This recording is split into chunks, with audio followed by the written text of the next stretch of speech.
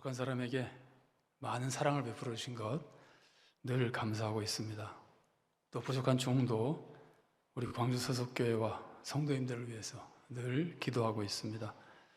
주님의 은혜와 평강이 우리 모든 성도님들 가정과 광주 서석교회에 늘 충만하기를 빕니다. 오늘은 맥주 감사주일입니다. 여러분, 하나님이 맥주 감사주일을 정해주신 이유가 뭘까요? 감사라는 거죠. 우리들에게 하나님께 감사라고 감사주일을 정해주셨습니다. 근데 감사는 뭐로 하는 겁니까? 마음으로 하는 겁니까? 말로 하는 겁니까? 아니면 돈으로 하는 겁니까? 마음이죠. 물어볼 필요도 없이 마음입니다. 감사는 마음이 없으면 아무리 화려한 말로 감사 인사를 해도 감사가 아닙니다. 아무리 많은 돈으로 감사 인사를 해도 감사는 마음이 없으면 감사가 아닙니다. 감사는 마음으로 하는 겁니다. 그런데 하나님이 우리에게 감사하라고 명령하신다고 해서 우리가 감사할 수 있습니까? 아무리 감사하라고 하셔도 내 마음에 감사의 마음이 생기지 않으면 감사할 수 없는 거죠. 감사는 마음으로 하는 거니까.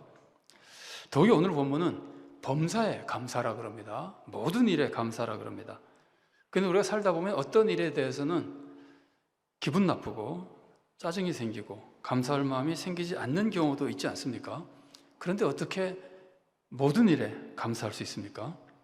겉으로 감사하는 척은 할 수 있지만 진짜 감사는 할 수가 없어지는 겁니다. 그래서 범사에 감사라는 말씀은 굉장히 실행하기가 어려운 말씀입니다. 감사만이 아닙니다. 오늘 본문은 항상 기뻐하라고 가르쳐 줍니다. 그런데 기뻐하라고 명령한다고 해서 우리가 기뻐할 수 있습니까? 기뻐하는 것은 뭐로 합니까? 역시 마음으로 하는 거죠. 마음에 기쁨이 없으면 절대 기뻐할 수 없습니다. 어떨 때는 어떤 일에 대해서는 우리가 속이 상하는데 어떻게 우리가 항상 기뻐합니까? 이 명령도 너무나 어려운 말씀입니다. 항상 기뻐하라, 범사에 감사하라는 말씀은 우리가 실행하기가 너무나 어려운 말씀입니다. 그렇다면 우리는 어떻게 해야 됩니까? 사실 오늘 본문은 본문 안에 항상 기뻐하고 범사에 감사할 수 있는 비결을 함께 가르쳐주고 있습니다. 오늘 본문 말씀 보십시오. 16절부터 18절 상반절까지의 말씀입니다. 이렇게 제가 A, B, A-로 나눠놨죠. A는 항상 기뻐하라. 그 다음은 B, 쉬지 말고 기도하라. A- 범사에 감사하라. 왜 세 번째 줄은 C라고 하지 않고 A-라고 했느냐 하면은 화면을 조금만 더 띄워주실래요? 왜 A-라고 했느냐 하면은 A와 A-가 거의 같은 내용이기 때문입니다. 보세요. 항상과 범사에 같은 말이죠. 기뻐하라, 감사하라도 사실은 거의 같은 말입니다. 여러분 생각해 보세요. 기뻐하라와 감사, 기쁜 일이 생기면 어떡합니까? 사람이 기쁜 일이 생기면 감사하죠. 사람이 감사할 만한 일이 생기면 어떡합니까? 감사할 만한 일이 생기면 기뻐하게 되는 겁니다. 그래서 감사와 기쁨은 굉장히 가깝게 연결되어 있는 겁니다. 사실 성경이 쓰여진 헬라어에서는 기쁨이 카라이고 감사는 유카리스티아인데 이게 다 같은 어원에서 온 말입니다. 서로 긴밀하게 연결되어 있기 때문입니다. 제가 이것이 얼마나 연결이 잘 되어 있는가를 성도님들이 공감하는 데 도움이 되도록 하기 위해서 한글 번역 말고 원래 성경은 헬라어로 쓰여져 있는데 신약 성경은 헬라어를 한국말로 이렇게 음력을 해서 써놓은 거 읽어드리겠습니다. 여기도 역시 A, B, A-인데 A가 판토테 카이레테, 이게 지금 항상 기뻐하라는 거거든요. A-를 보세요. 엔판티 유카리스테이테, 모든 것에 범사에 감사하라는데 판토테 엔판티가 같잖아요. 우리는 항상 범사, 그러니까 의미가 같은데 헬라어는 발음도 같아요. 똑같은 말에서 온 말이에요. 판이라는 말에서 온 거예요. 판토테 엔판티. 그 다음에 카이레트도 같은 어원이라고 그랬잖아요. 유카리스테이테. 거의 같은 말이에요. A와 A-는. 그리고 그 가운데 전혀 다른 말이 기록되어 있어요. 아데아 레이프토스 프로시큐스데, 쉬지 말고 기도하라. 이런 것들을요, A, B, A-, 이거 자세히 몰라도 되는 것인데 공감하는 데 도움이 될까 봐 제가 좀 장황하게 설명해 드립니다. A, B, A- 혹은 A, B, C, B-, A- 이렇게 홀수로 문장이 되어 있으면서 이렇게 서로 대응되는 거는 이게 지금 교차 대칭 구조라고 하는, 교차 대칭법이라고 하는 표현인데요. 홀수로 돼서 가운데가 하나가 딱 남으면은 짝수로 된 것도 있습니다. 성경에는 교차대칭 구조가 무지하게 많이 나옵니다. 잠언 같은 데 보면 수도 없이 많이 나옵니다. 그런데 홀수로 되어 있는 경우는 가운데 문장이 강조되는 거예요. 그래서 이 셋 중에는 어느 게 강조되는 거예요? 쉬지 말고 기도하라가 강조되어 있는 거예요. 오늘 본문은 쉬지 말고 기도하라는 것을 강조하는 표현이고, 왜 그것을 강조하냐면 그래야만 항상 기뻐하고 범사에 감사하는 삶을 살 수 있기 때문입니다. 우리가 마음으로 기뻐하는 거 내 뜻대로 못합니다. 우리가 마음으로 감사하는 거 내 뜻대로 못합니다. 그러나 기도하는 것은 내 뜻대로 할 수 있습니다. 기도만 하려고 그러면 내가 정말 기도하겠다고 마음먹으면 기도할 수 있습니다. 쉬지 않고 기도할 수 있습니다. 그래서 기도하면 되는데, 기도를 하면은 기쁨이 생기고 기도하면은 감사가 생긴다는 말이에요. 그래서 기도하면은 감사할 수 있고 기도하면은 기뻐할 수 있게 됩니다. 그런데 우리는 항상 기뻐하고 항상 범사에 감사해야 되잖아요. 그러려면은 기도도 항상 해야 되는 거예요. 그래서 본문이 쉬지 말고 기도하라고 가르치는 거예요.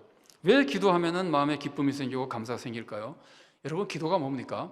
세상에서는 기도를 뭐라고 가르치느냐면은 하나님께 뭘 달라고 간구하는 거라고 가르쳐줘요. 국어사전을 한번 보세요. 국어사전에는 기도를 이렇게 설명하고 있습니다. 신이나 절대적 존재에게 바라는 바가 이루어지기를 신에게 바라는 것을 이루어 달라고 하는 것이 기도예요. 이게 세상에서 하는 설명이에요. 성경은 다릅니다. 성경사전 한번 보세요. 성경사전에는 기도란 하나님과 성도 간의 교제, 대화를 말한다. 하나님과 교제하는 것, 하나님과 대화하는 것이 기도예요. 성경이 가르쳐주는 기도예요. 여러분 생각해 보십시오. 오늘 본문이 쉬지 말고 기도하라 그러는데 세상적으로 하나님께 쉬지 말고 달라고 하라는 뜻입니까? 하나님 이것 주세요, 저것 주세요, 이것 주세요, 저것 주세요. 하나님께 계속 달라고 하라는 게 오늘 성경 말씀이겠어요? 말도 안 되죠. 하나님께 기도하라는 것, 특히 쉬지 말고 기도하라는 것은 계속 달라 그러라는 것이 아니라 한시도 하나님을 잊지 말라는 거예요. 하나님 없이 살려고 하지 말라는 거예요. 항상 하나님을 의지하고 하나님을 사랑하며 하나님의 뜻대로 살라는 거예요. 물론 우리는 부족하니까 항상 하나님을 의지해야 됩니다. 항상 의지하니까 늘 하나님께 간구합니다. 도와달라고 간구합니다. 그것이 기도입니다. 그러나 기도의 본질은 달라 그러는 데 본질이 있는 것이 아니라 하나님과 교제하며 하나님을 생각하며 살아가는데 기도의 본질이 있는 겁니다. 우리가 항상 하나님을 생각하면 어떻게 될까요? 여러분은 하나님을 생각하면 제일 먼저 생각나는 게 뭡니까? 와, 하나님께 기도해서 복 받아 먹어야지, 그겁니까? 그렇지 않잖아요. 하나님을 생각하면 제일 먼저 생각나는 것이 하나님의 은혜, 하나님의 사랑. 하나님이 나를 자녀로 삼아주시고 나를 사랑으로 인도해 주시고 나에게 좋은 것을 주시고 나에게는 모든 것이 합력하여 선을 이루게 해주시고, 이런 하나님의 사랑이 생각나잖아요. 우리가 쉬지 않고 기도하며 하나님과 교제하며 그때마다 하나님의 사랑과 은혜를 생각하면 우리가 어떻게 될까요? 우리가 하나님의 자녀가 되어서 하나님의 사랑 속에 산다는 것, 하나님이 나에게 항상 좋은 것을 주고 돌봐주신다는 것, 하나님은 우리들에게 지금도 영생을 맛보지만 천국에 영생을 내세워 예비하고 계신다고 하는 것, 이런 것들을 생각하면 우리가 어떻게 될까요? 기쁨이 충만해지는 겁니다. 여러분, 예수님이 가르쳐주신 밭에 감추인 보화 비유를 아시죠? 어떤 사람이 남의 밭에서 밭을 갈다가 보화를 발견했습니다. 그러면 이걸 그대로 놔두면 그 밭주인께 되잖아요. 그러니까 밭을 빨리 사야 돼요. 그러니까 몰래 사기 위해서 덮어놓고 이제 밭을 온 힘을 다해서 밭을 사게 되거든요. 그런데 이 말씀을 잘 보세요. 마태복음 13장 44절 말씀입니다. 천국은 마치 밭에 감추인 보화와 같으니 사람이 이를 발견한 후 숨겨두고 기뻐하며 돌아가서 자기의 소유를 다 팔아 그 밭을 사느니라. 오늘 성경 말씀은 그 숨겨두고 기뻐하며 돌아간다고 되어 있지만 사실 실제로는 어떨까요? 보화를 딱 발견하는 순간 먼저 숨깁니까? 기쁨이 먼저 옵니까? 기쁨이 먼저, 보는 순간 기쁨이 넘치는 거예요. 천국은 보화를 발견하는 순간 기쁨이 넘치는 거예요. 그리고 어떻게든지 이걸 얻기 위해서 최선을 다해서 헌신할 수 있게 되는 거예요. 이래서 천국의 보화를 발견해서 기쁨이 넘치잖아요. 이게 밭의 보화를 얘기합시다. 밭의 보화를 발견한 사람이 보고 나서 기쁨이 너무 넘쳐서 이제 이거 숨겨놓고 다음에 살려고 그러고 나면 이 사람의 이 기쁨이 몇 시간 후면 없어질까요? 여러분, 엄청난 보화를 발견한 사람이 그거를 발견하고 나서 몇 시간 후면 기쁨이 없어집니까? 그 다음날 없어집니까? 아닙니다. 이거 생각만 하면 기쁨이 넘치는 겁니다. 그래서 이런 사람은요, 누가 욕해도 아무렇지도 않아요. 내가 엄청난 보화를 발견하면 누가 욕해도 아무렇지도 않아요. 아이고 마음대로 하세요. 나는 너하고 상대도 안 되는 사람이에요. 그러는 거예요. 누가 내 돈 떼어 먹어도 아무렇지도 않아요. 아이고 다 가져가세요. 난 넘치게 있어요. 이게 천국 부활을 발견한 사람의 기쁨이에요. 무슨 일을 당해도 기쁨이 넘치는 거예요. 그런데 우리가 바로 그 천국 부활을 발견한 사람입니다. 발견만 했습니까? 이미 얻은 사람입니다. 하나님을 아버지로 모신 사람입니다. 전능하신 하나님 아버지가, 하나님이 우리를 사랑하시는 아버지가 돼서 온갖 은혜를 내려주시고 천국 영생까지 이끌어 가시는 그런 자녀가 된 사람들입니다. 구원의 모든 축복을 받은 겁니다. 그러니까 쉬지 않고 기도하는 사람은 항상 하나님과 교제하며 이 은혜를 다시 생각하고 다시 생각하는 거예요. 그걸 생각할 때마다 기쁨이 넘치는 거예요. 그래서 항상 기뻐하는 사람이 될 수 있는 겁니다. 그런데 생각해 보십시오. 마음의 기쁨이 충만하면 어떻게 될까요? 여러분, 마음의 기쁨이 충만할 만큼 좋은 일이 생기면 어떻게 될까요? 감사하게 되죠. 천국 부활을 딱 발견한 사람이, 이게 정상적인 사람이라면 기쁨만 넘치는 것이 아니라 이런 기회를 주신 하나님께 감사하게 되죠. 기뻐하면 당연히 감사하는 겁니다. 왜냐하면 기뻐할 일이 생겼는데 감사하지 않을 사람이 어디 있습니까? 그래서 천국 부활을 얻은 사람은 천국 부활을 생각할 때마다, 여러분, 우리는 10년 전에 예수 믿었으면 그때 천국 부활을 얻은 게 아닙니다. 그때 얻고 나서 잊어버리는 게 아닙니다. 10년이 지나도 20년이 지나도 죽을 때가 돼도 그 천국 부활을 생각할 때마다 기쁨이 넘치는 거예요. 감사가 넘치는 거예요. 여러분, 헬라어에서는 아까도 말씀드렸지만 기쁨이 카라이고 감사가 유카리스티아인데, 은혜는 뭐냐면은, 은혜는 카리스예요. 다 비슷비슷하죠. 카라, 카리스, 유카리스티아, 이게 다 한 어원에서 온 말이에요. 왜냐하면 다 연결되어 있기 때문이에요. 어떻게 연결됐냐면은, 하나님이 제일 먼저 은혜를 내려주십니다. 은혜를 받으면 어떻게 된다고요? 은혜를 받자마자 기쁨이 넘쳐요. 그리고 감사가 넘쳐요. 그래서 은혜와 기쁨과 감사는 다 연결되어 있는 겁니다. 하나님의 은혜를 받고 기쁨과 감사가 없다는 건 거짓말입니다. 그럴 수가 없습니다. 은혜를 받으면. 그리고 이런 은혜를 받으면 마음이 평안해집니다. 아니, 그렇게 큰 은혜를 받는데 걱정할 게 뭐 있습니까? 사실 밭에 감추인 부화는 걱정이 돼요. 어떤 놈이 우연히 또 발견해서 훔쳐갈 수도 있고. 천국 부화는 뺏어갈 사람이 없어요. 완전히 우리 것이 되어 있는 거예요. 누가 우리를 그리스도 안에 있는 하나님의 사랑에서 끊을 수가 있습니까? 하나님이 주시는 은혜와 사랑은 우리들에게 뺏길 수가 없어요. 항상 그 은혜 속에 살고 있어요. 하나님의 자녀로 살고 있고, 도우심 속에 살고 있고, 돌보심 속에 살고 있고, 나에게는 어떤 일이 닥쳐도 다 합력하여 선이 이루어지게 되어 있습니다. 그래서 하나님께 늘 기도하며 은혜와 사랑을 깨닫고 느끼는 사람은 기쁨과 감사와 평안이 충만한 사람, 한마디로 말하면 인생 중에 가장 행복한 삶을 살아가게 되는 겁니다. 그런데 이게 지금 신앙적으로 딱 맞는 말씀인데, 우리가 기도하면 당연히 하나님의 은혜를 생각했는데도 불구하고 기도하면서도 하나님의 은혜를 생각하지 못하는 경우가 있습니다. 언제 그럴까요? 기도할 때 내 욕심만 이루려고 하면 그렇게 됩니다. 내 욕심으로 기도하면 어떻게 될까요? 하나님이 내 욕심대로 이루어주시면 기뻐하고 감사합니다. 근데 하나님이 내 기도대로 이루어주시지 않으시면 불평하고 원망합니다.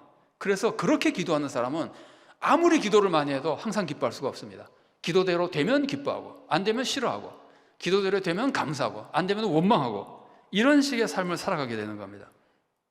여러분, 기도를 내 욕심대로 하는 것을 뭐라 그러는지 아십니까? 내 욕심대로 이루어달라고 기도하는 걸 뭐라 그러는지 아십니까? 그것을 기복신앙이라고 그러는 겁니다. 여러분, 기복신앙이 뭡니까? 기복신앙은 우리가 말만 그냥 보면은 복을 비는 게 다 기복신앙 같지만, 여러분, 하나님께 복 달라고 기도하는 건 기복신앙이 아닙니다. 여러분, 복 중에 제일 큰 복이 뭐죠? 구원받는 거잖아요. 우리가 구원받게 해달라고 기도하면 기복신앙입니까? 아닙니다. 예수님도 주기도에서 그렇게 기도하라 그러셨습니다. 우리는 구원받도록 기도해야 됩니다. 하나님께 복을 달라고 기도하는 것은 기복신앙이 아니에요. 우리는 연약한 사람이기 때문에 믿음이라는 것은 항상 하나님을 의지하는 거거든요. 하나님을 의지하면서 하나님께 도와달라고 기도하는 것은 우리의 당연한 믿음이에요. 당연한 신앙이에요. 올바른 믿음이에요. 하나님께 도와달라, 복을 달라고 기도하는 것은 기복신앙이 아니에요. 그러면 그건 올바른 신앙이에요. 기복신앙은 뭐냐면요, 이런 세 가지 특징이 있습니다. 첫째는 이기적인 목적으로 복을 달라고 그러는 겁니다. 여러분, 가난한 사람들이 너무 안 돼서 하나님, 저 가난한 사람들을 도와주도록 나에게 복을 주십시오. 내가 저 사람들을 도와줘야 되겠습니다. 그러면 기복신앙 아니에요. 나 잘 먹고 잘 살게 해주세요. 복을 구해야 기복신앙이에요. 이기적인 축복을 요구하는 것이 기복신앙이지, 하나님의 영광을 위해서, 세상의 유익을 위해서 축복을 요구하는 건 기복신앙이 아니에요. 이기적인 욕심이 기복신앙이에요.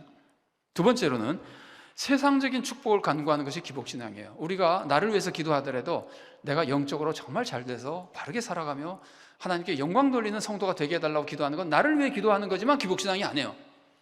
영적으로 올바른 성도가 되게 해달라는 기도는, 그런 기도하는 사람은 이기적인 욕심으로 살지 않아요. 그러니까 기복신앙이 될 수가 없어요.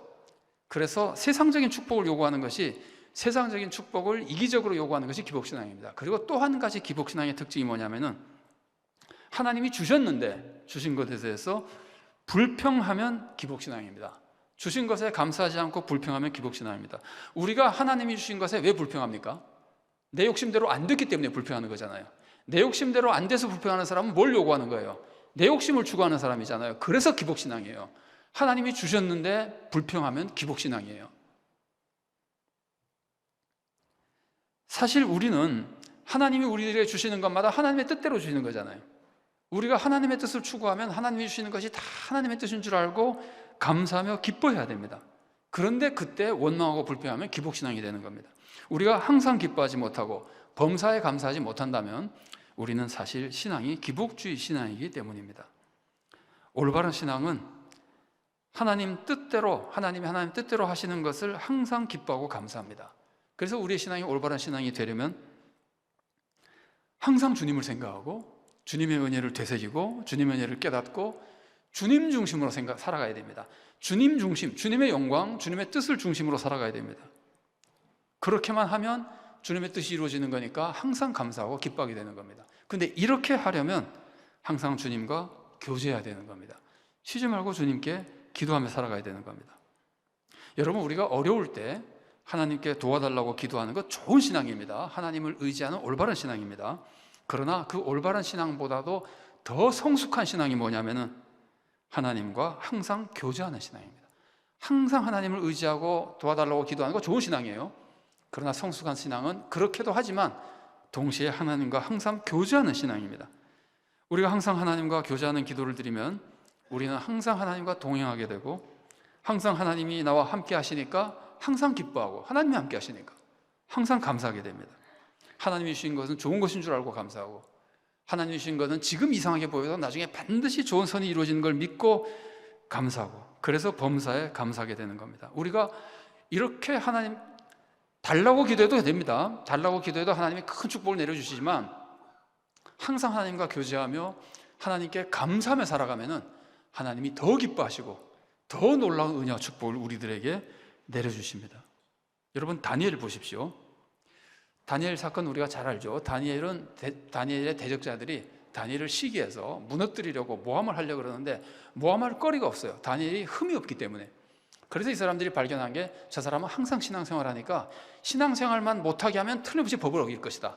그래서 신앙생활 못하게 하는 법을 만들려고 기도 못하게 하는 법을 만들었어요. 그 사람들이 만드는 법이 30일 동안은 왕 외에는 어떤 사람이나 어떤 신에게도 간구하지 못하는 법을 만들어서, 그때 간구하는 사람은 사자굴에 집어넣기로 하고 법을 만들어서 왕에게 주니까 왕은 자기에게만 간구하라니까 기분 좋아서 사인을 해버렸어요. 도장을 찍었어요. 그래서 이제 그 법이 공포됐습니다. 이제는 다니엘 기도 못합니다. 기도하면 사자굴에 던져집니다. 그때 다니엘이 어떻게 합니까? 여전히 기도했습니다. 그럼 다니엘이 어떤 기도를 드렸습니까? 하나님, 제발 이 금령 없애주십시오 하고 간구하는 기도 드렸습니까? 그랬을지도 모르지만 성경은 그런 거 쓰지 않습니다. 그 기도는 했거나 안 했거나 중요하지도 않고 아마 하지 않은 것 같아요. 다니엘은 그런 기도 안 한 것 같고, 하나님, 저 기도해도 사자굴에 들어가지 않게 도와주시옵소서, 그런 기도도 안 한 것 같고, 다니엘이 무슨 기도를 했냐면은 다니엘 6장 10절에 나오는 말씀입니다. 다니엘이 이 조서에 왕의 도장이 찍힌 것을 알고도 자기 집에 돌아가서는 윗방에 올라가 예루살렘으로 향한 창문을 열고 전에 하던 대로 하루 3번씩 무릎을 꿇고 기도하며 그의 하나님께 감사했더라. 그 고난 속에서 다니엘은 하던 대로, 늘상 하던 대로 그대로 기도를 드렸습니다. 이게 항상 기도하는 모습이고 쉬지 않고 기도하는 모습입니다. 더군다나 늘 기도하던데 그 내용 자체도 그 박해 속에서 하나님께 감사하는 기도를 드렸습니다. 쉬지 않고 하나님께 기도하는 사람이니까 늘 하나님의 은혜를 생각하고 사랑을 깨달은 사람이고, 그러니까 박해 속에서도 이 박해가 하나님이 주신 좋은 것이고 하나님이 정말 선을 이루어 가시는 하나님의 섭리라는 것을 믿고 그 박해 속에서도 감사한 거예요. 다니엘이야말로 정말 범사에 감사한 사람이에요. 그래서 어떻게 됩니까? 다니엘이 사자굴에 던져지지 않습니까? 기도를 했는데도 사자굴에 안 던져집니까? 아닙니다. 던져집니다.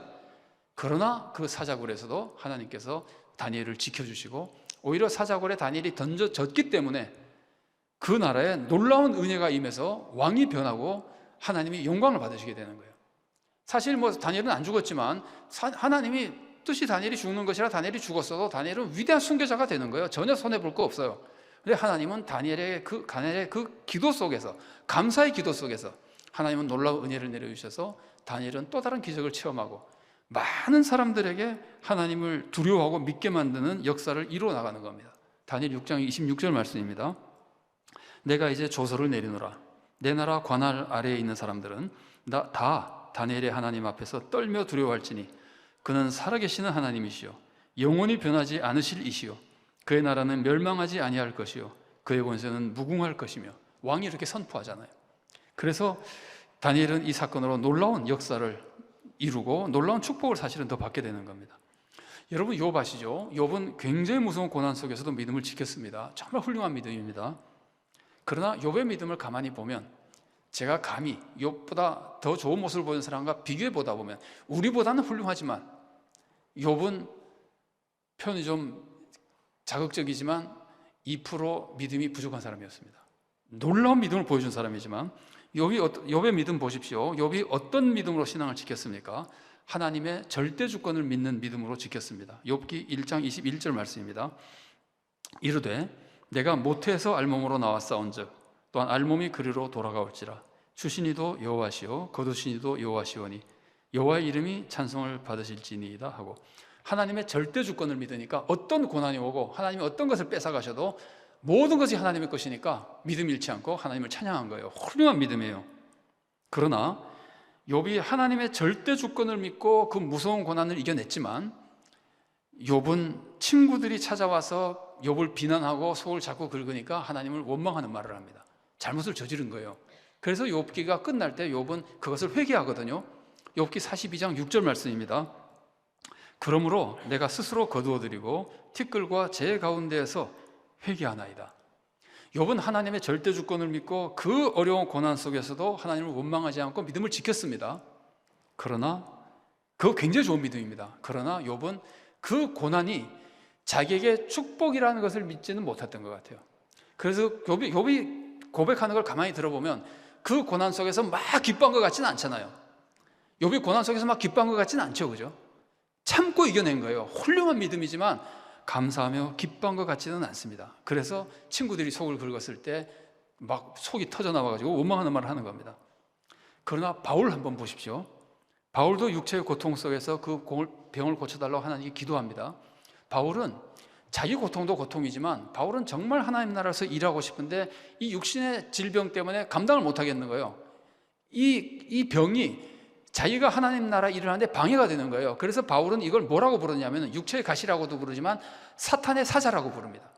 이거는 사탄의 사자다. 내 하나님의 일을 방해하는 것이다. 그렇게 불렀거든요. 그러니까 정말 하나님의 영광을 해서 이거 좀 떠나게 해달라고 기도를 했어요.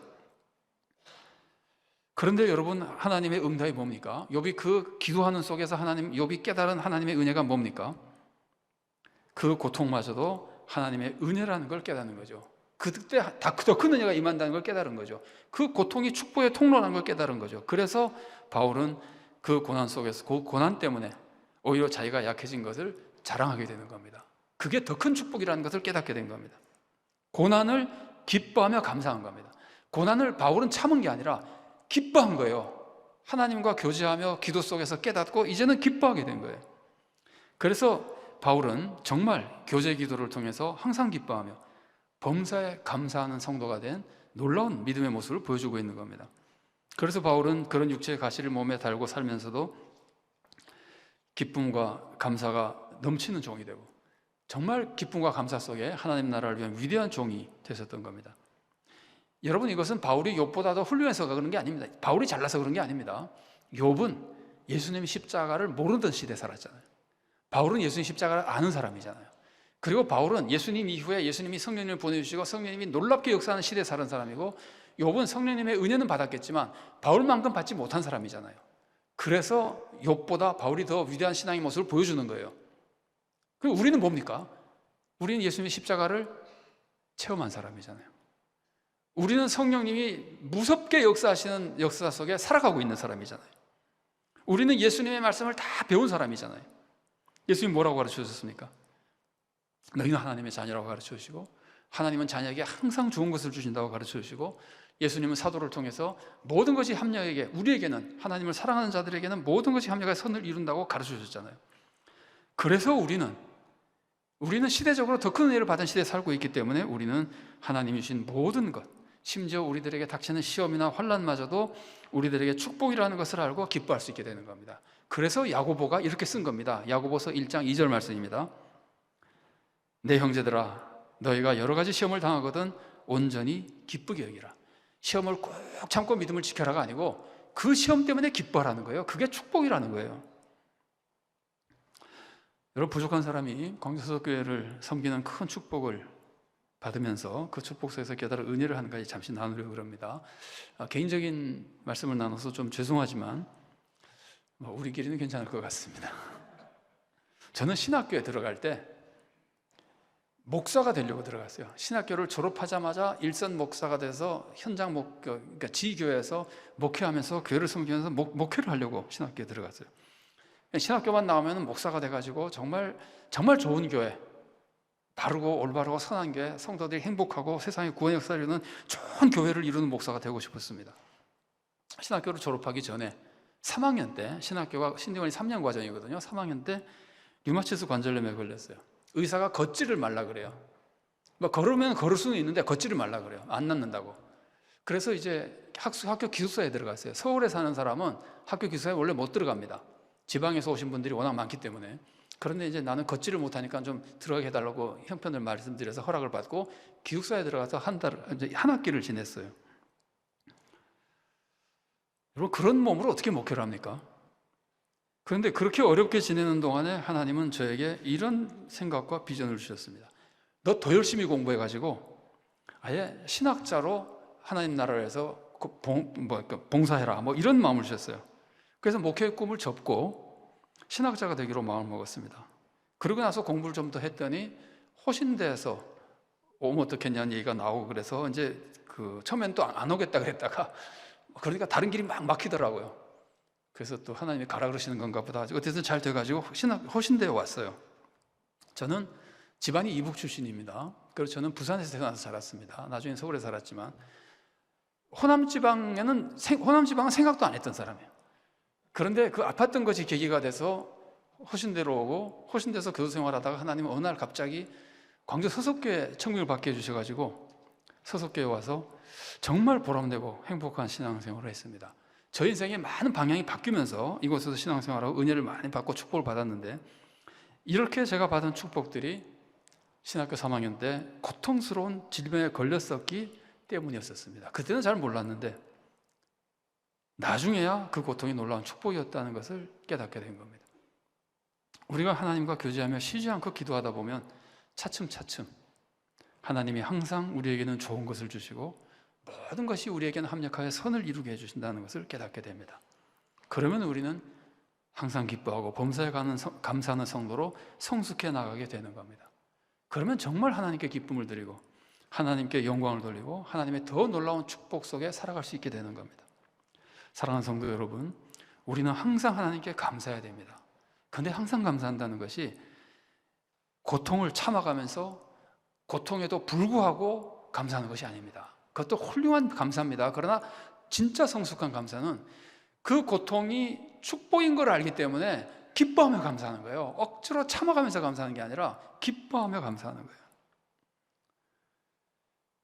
우리 모두가 쉬지 않고 이런 교제의 기도를 드리며 하나님의 은혜를 항상 깨달아 기쁨과 감사가 충만한 성도가 되기를 바랍니다. 그래서 더욱 하나님을 사랑하며 더욱 순종하며 더욱 헌신해서 하나님을 영화롭게 하고 우리도 구원의 길을 가고 세상도 구원으로 인도하는 좋은 성도가 되고 귀한 교회를 이루어 나갈 수 있기를 바랍니다.